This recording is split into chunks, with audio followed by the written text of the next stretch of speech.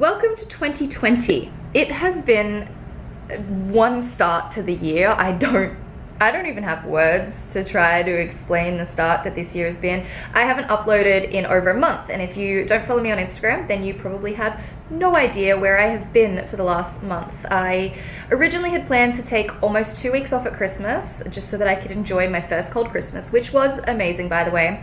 And then on the 30th of December, my friend arrived here from Australia, and she stayed with me for 3 weeks, which was lovely having her here. But the second we get back here, my mum calls me, and it was just absolute chaos from then. If you are not aware of what's going on in Australia at the moment with the fires and everything, do a little bit of research, but it's absolutely horrifying. The scale of destruction is unlike anything I've ever seen, and yeah, there's a highlight on my Instagram if you would like to see the things that I've posted over the last few weeks. A lot of it's just as I've been getting updated, so then I've shared it with you. There's also a lot of really great donation links there, which I'll have some in the description as well, because entire towns and communities have been decimated. My little hometown has been flattened, and my family lost everything. I lost my childhood home. My childhood is gone, essentially, and it's not just our home, it's the entire community almost where I grew up. So it's really devastating. A lot of my friends have lost their houses too, and it's been a lot. It has been an insane start to the year. It's been an emotional roller coaster. I haven't really done any social media work because I just needed to stop and try to process. I'm still quite emotional some days, and I probably will get a bit emotional in this video. And I also don't really know what this video is. This is just me coming here and saying, hey, I've been away for a month and this is why, but I'm actually starting to feel a little bit normal again, and I want to make videos and I want to make content, and I know that, you know, we're 3 weeks into the new year, but I'm still really excited to keep planning and organizing my year. I'm just a little bit behind everyone else because life kind of stopped for a few weeks for me. So I want to get back into making organizational, motivational content, and I'm really excited about that.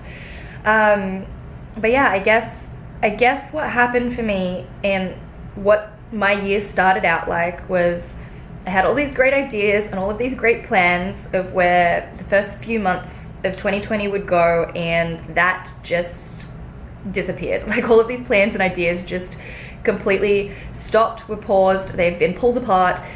I don't know what I'm doing for the next few months. I have absolutely no idea. I have no idea how hard it's going to be to make consistent content, although that is one of my 2020 goals.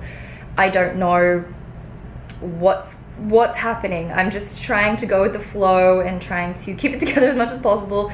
And things are changing every week, whether I'm going back to Australia very, very soon or in a month or so's time. I don't really know what's happening, but it's just been chaos, and I'm just trying to go with the flow. So basically, to give you a recap of how the new year started, my friend arrived, and literally just as she arrived, I get this phone call from my mum. This time though, she called me and it was different. I was like, I think she's gonna have to leave. Like, it's very, very serious. She was a little bit like freaking out on the phone because she didn't want to leave. And after I got off the phone to her, I noticed one of my brothers was online on Messenger, so I rang him. Turns out he wasn't. He was asleep, but I woke him up and he stayed up all night with me, day for me, night for them. And we were just talking to my mum in our family group chat. 2 of my brothers were completely asleep at this point, so they had no idea what was going on. And there just came a point where I was talking to my brother and I was doing some research, and I'd heard that the southbound road had been closed, and that if the fire, as it was coming over the mountain, got any closer, the northbound road would be blocked off as well, and then that would be just absolutely disastrous. So we both get into the chat and we're like, Mum, you need to leave, because she wasn't answering the phone, and we were just like, you have to leave. So thankfully they got like basically all the photo albums, enough clothes just to get them by, all of the cats. I don't really know what else they got. I think it was just sort of the bare minimum of like toiletries, clothes, photo albums, and the cats. And we didn't hear from my mum for like an hour, and at this point I was getting really stressed out because I just wanted to make sure that they were actually evacuating and that nothing had gone wrong. And I didn't want to call my mum and interrupt her if she was evacuating, but I also didn't want to call my nan. So they were evacuating from our house to my nan's house, and it was starting to approach 4 a.m. and I knew my nan would be awake. She's always awake very, very early, but I didn't want to worry her either. So my brother just said, that's it. I called my mum. Thankfully, they were almost at my nan's house. I waited maybe 20 minutes, half an hour more, and I called my nan's house. And it was chaos. They had been told to evacuate from there as well. So my mum gets there, and all of a sudden they've got to pack up my nan's house and get my two 90-year-old grandparents. I think my nan's 93, my pa's maybe 92. Get them all packed up, and everyone in the town had to evacuate down to the beach and just the parkland by the beach. So at this point, it's just honestly like complete, almost apocalyptic chaos. From then on, it was just really like, I don't even really remember it, to be honest. I know by about 6 a.m. back home, one of my friends messaged me. So what a lot of people don't understand about these fires is that the majority, and I mean like, I don't really know the statistics, but the majority of people fighting these fires are volunteers. Growing up, all of my friends, or at least a lot of my friends, are part of the RFS. Because they're volunteers, my friends do have access to the radios and they can hear what's going on within the fires. And at about 6:30 a.m. that morning, my friend messaged me and he said, hey, I've been on the scanners. I can hear them calling for backup to your road. He's like, it doesn't look good. A bunch of people that were fighting the fires on my street to try and save our homes, they decided to stay, to put their lives completely in danger to fight a bunch of strangers' homes is insane to me. And I wish I could find these people because I think that that's an insane thing to do for people that you don't even know, and I wish I could thank them personally. I have no idea who these people are. But I ended up getting on the phone to my friend, and he just told me that they were fighting a house down the road from us, and based on where that house was located, I think it was kind of assumed at that point that our house was gone. And I honestly just kind of spoke to my brother. My other two brothers at 6 still weren't awake. They had no idea, and I just said, like, what? I ended up going into a group chat with just my brothers and leaving my mum out of it, being like, how do I tell her? How do I tell her that like there's no hope anymore, like everything is gone? And between my friend and my brothers and I, we agreed that we just probably wouldn't share anything at that point, not until we had like absolute confirmation, and we just would, just wanted to wait it out a little bit. That was really hard, and it was just little bits of information from everyone. I think for maybe 3 or 4 days straight, I literally just sat on the couch. I didn't sleep for I think the first 3 or 4 days, and I barely slept for about a week. And I was every emotion in the span of 15 minutes. I was angry, and then I was sad, and I was tired, and I was happy, and then, oh my God, it was crazy. And all my friends, like, they did an amazing job, like, handling me. But for days, I just sat on my phone, and I was just in constant communication with friends and checking in with people. As photos and things started to emerge, it's horrifying. As I said, a few of my friends lost their house, so we're just all in this big group chat for days, just constantly communicating, keeping up to date with what's going on. Yeah, oh, and I forgot to, when my brothers woke up, it must have been horrifying for them when they woke up and just had to read through all of these messages between me and my other brother and my mum. It was a lot.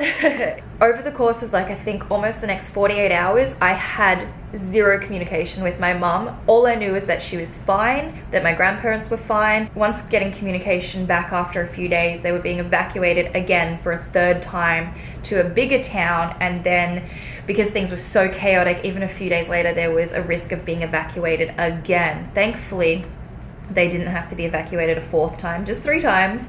And they were in that evacuation zone for maybe 2 weeks. And honestly, just seeing the photos come out of that, it was just weird. It was a weird experience to see my hometown just in complete chaos. But it was also so amazing to see everybody in the community come together. I have never wanted to be home more than anything in my entire life, but there was nothing I could do. Even if I flew back to Australia, there was no way for me to get home because all the roads were blocked off. It was too dangerous. It was an exclusion zone. There was no way in. You could only possibly, if the conditions were right and the roads were open enough, for you to get out. It was horrifying. So there was nothing I could do, and I just was so frustrated because all I wanted to do was be home, and I know my brothers would have felt the same. My mum has now since moved into a house. We have some very lovely people who have like a holiday house, and they have offered to allow my mum to stay there for however long she needs until, you know, things get sorted. I think I spent a little bit of time on FaceTime with my mum the other week when she went through what was left of our place. It was oddly peaceful. I think it was finally, it wasn't just photos, it was a video, and it was my mum, and she was telling me that this is all that's left, and she showed me everything, and honestly there's nothing left. I think 2 bird baths in the front yard survived, and for some reason a pond with some fish. I have no idea how these fish survived. There was lots of coffee mugs and plates and stuff, but they're so brittle that if you touch them they'll just shatter. My mum is a very creative person, and she's decided to take all of these things, smash them up anyway, and she wants to create a mosaic, beautiful piece of artwork that can go in the new house.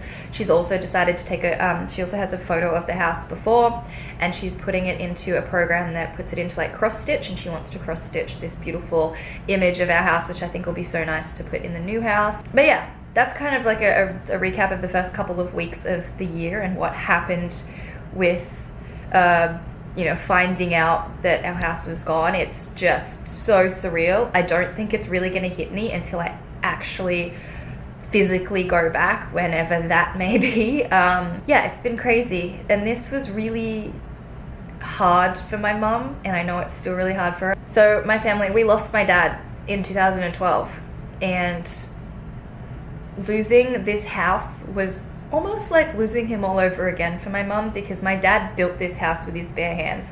There are photos somewhere, and I'm pretty sure they've been saved, of me as a 2-year-old in my little yellow gumboots helping put mud into these frames, because part of our house was mud brick, and honestly the only thing that was standing were the mud brick walls that my dad built. But my dad built this house. Me and my brothers built this house with my dad. This is, you know, I learnt a lot from my dad, and I'm so thankful that he taught me, you know, a lot of construction things, mechanics, electricals, all that sort of thing. And I'm so thankful that I got to learn all of that growing up. That, yeah, this was my dad's house. Yeah, so it's not just a house like a lot of people keep saying. Oh, it's just stuff. You know, at least no one was hurt, and that's so true, and it is just stuff. But it's just a little bit more than just stuff to like me and my family. Sort of the last of him, and it's gone. Like, I can't even begin to explain how there's this emptiness now, because this is almost the last of all of him. I actually have one thing of his in my storage locker in Melbourne, and I'm so thankful I have this. Anyway, a lot of emotions going on. To be honest, I haven't really cried a lot about this, so I'm not surprised. I'm honestly not surprised it's coming out in this video as I talk about it out loud. But man, it's a lot. It's a lot. Thankfully my brothers are at home with my mum right now, which I think has also made me really upset, because I know that they're there and I can't be there, and it's so frustrating. I keep remembering things that we've lost too. I had all these boxes in storage there of things that I wanted to take to my forever home when I have a proper home. My mum is very creative, and she made all these beautiful things for our house. She made all these beautiful LED light windows, and that's all gone as well. I remember my baby book. I had a baby book, and it had like my little handprints and feet prints, and it had a lock of my baby hair in it, and that's that sort of thing. And one thing that really got me is the last Christmas I had with my dad, he bought me this beautiful gold Christmas ornament, and my dad wasn't very much of a gift givery person so it was such a nice surprise to be given this gold Christmas ornament. Literally 3 weeks before this happens, I was at a friend's house. They had a beautiful Christmas tree, and I was like, you know what, it's just not Christmas without my ornament from my dad. And that sucks. It's gone. And just 3 weeks earlier, I was like, it's not Christmas. It doesn't feel like real Christmas without that ornament. And now I will never have that Christmas ornament ever again. So anyway, that's kind of what happened in the story, I guess, of what happened to my family and our house. Everything is gone. It is just 2020 is going to be different. You know, our priorities have totally changed. I like I said at the beginning of this video, I had all these plans and all these things that I wanted to do for 2020, and now it's just entirely different. You know, my family is planning to rebuild a house and everything, and all of our goals have just shifted into getting things built back home. It's just crazy because the last time I was home in June or July, it was July, August, I really didn't think that it'd be the last time that I would go home and it would be the way that it was. You know, you never think that. You never think this will happen to you because you hear about it happening to everybody else but you, and then it happens to you, and I don't know. I still don't know. I don't know. But yeah, so I don't even know if this video has made sense. I don't really know what I've just even said, but that is the recount and the story of how my year started and how crazy it's been and how crazy it's going to be in the next few months. I don't know what's happening. I'm hoping I can keep up consistent videos for you, and I'm excited to get back. I've got some videos coming up in the next week that I'm really excited. So I'm going to try to get back to a normal life and feel as normal as possible. But at any point in the next couple of months, I might have to go away from YouTube again, just depending on what happens and when I go back to Australia and what my family needs or whatever. So that's how this all started. Again, I am so thankful for all of the people volunteering, all the communities that are coming together, all of the charities, the people that have been pushing to raise money, all of that, the support from every single person that messaged me and had well wishes, to every single person that has donated and that is offering something to help support all of these communities. You know, I will leave some donation places in the description if you are able to donate. I know that in particular there's a lot of wildlife donation places that do need help, as well as all the community and volunteer based things. But yeah, it's been absolutely chaotic. It's not over yet. There are still a lot of homes under threat. In fact, my friend chat went off this morning, and I've got friends going home again because there's threats again of fires. So it's insane. I've never been so thankful for all of the people and the support and everyone coming together. It's just, I'm so appreciative, and I just want to say thank you to all of you for being patient, and thank you for all your kind words and the support, the donations, everything that you are all doing to help support these communities, because they need it more than anything right now. So and thank you for listening to this story of mine and allowing me to share what happened and where I've been and what's been going on. I'll probably have put some little before and afters up on the screen for you as well. But yeah, I'm just trying to get back to normal life in the next couple of weeks before things get chaotic again. So hopefully you enjoy the videos I've got coming up. Again, let me know if you have any requests or whatever, but we're just gonna try to get a little bit more organized and a bit more into 2020 and see how things go. So yeah, that's kind of this video. I don't really know what else to say other than I'm sorry that this has been a very emotional roller coaster of me retelling the story of what happened and how my new year started. But yeah, that's that. I got lots of plans and lots of things coming up. It's very weird to be like super sad one minute and then be like, I'm so excited for all the content and I just want to be normal again. I don't know, I've been up and down in every emotion, like I said, for the last 3 weeks, and it's probably going to keep being like that for a little bit longer. Anyway, here I am. I'm coming back. I've got videos coming for you. I'm gonna head off now and try to get on with some things for today, but up the top here you can check out my last video. Down the bottom I will leave a link to another one of my videos, and I will see you guys very, very shortly.